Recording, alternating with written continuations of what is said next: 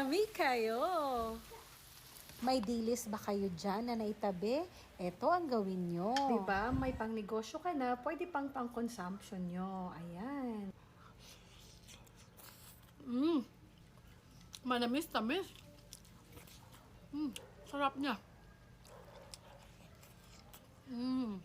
Pwede ka na natin isudan. Pwede pa natin ibaligya. Negosyo. No.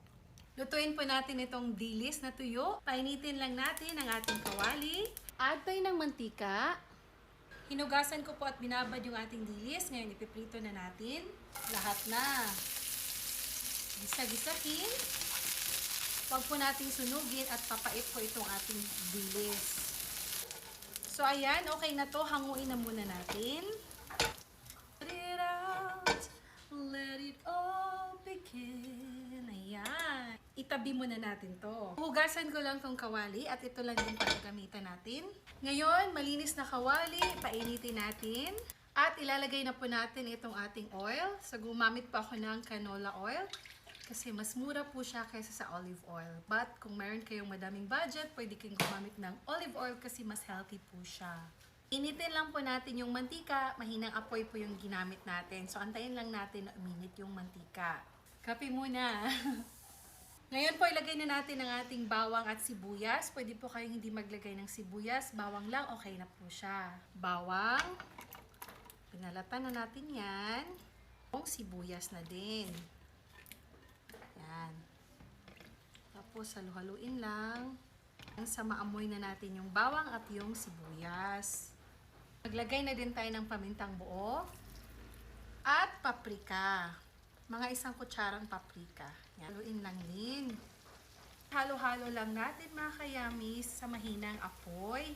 At ngayon pwede na natin ilagay yung ating dilis na tuyo.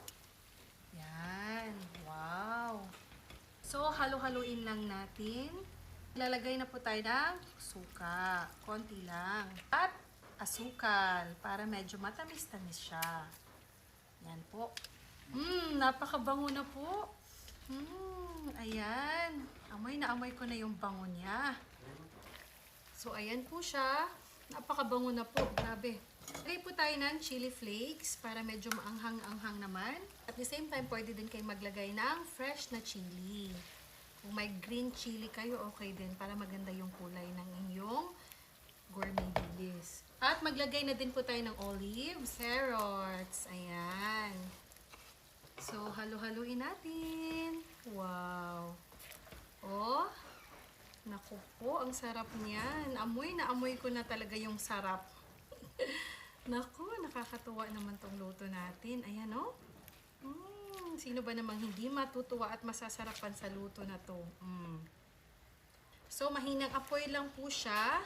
Tapos, mga 10 to 15 minutes, takpan muna natin at pakuluin pa natin siya.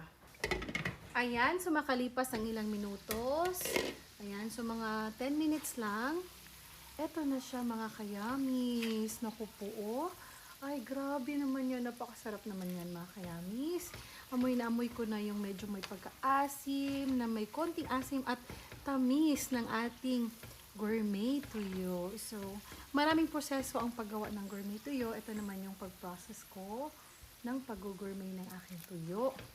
Wow! Ready ka na ba sa ating gourmet dilis? Ayan po, pwedeng pang consumption, pwede din siyang pang negosyo. Tara na para matikman na natin to. Ayan. Wow, so yummy. Sasalin ko na to sa isang lagayan para mapalamig na natin.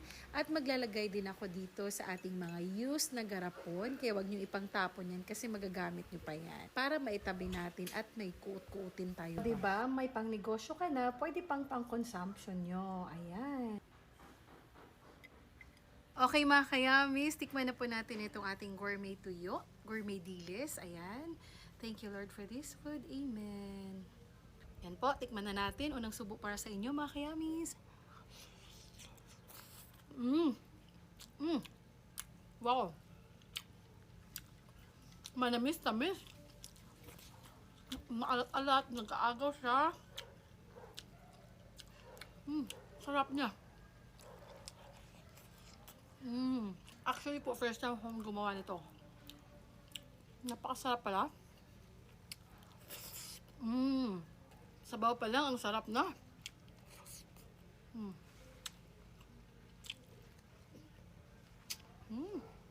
Hindi umanghang yung sili natin. Kain tayo isa.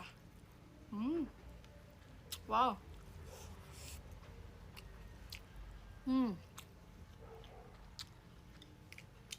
Ang sarap po.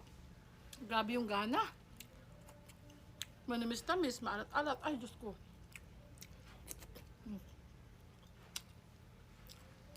Siguro kung kapitbahay tayo, pamigay ko sa inyo to. So yummy.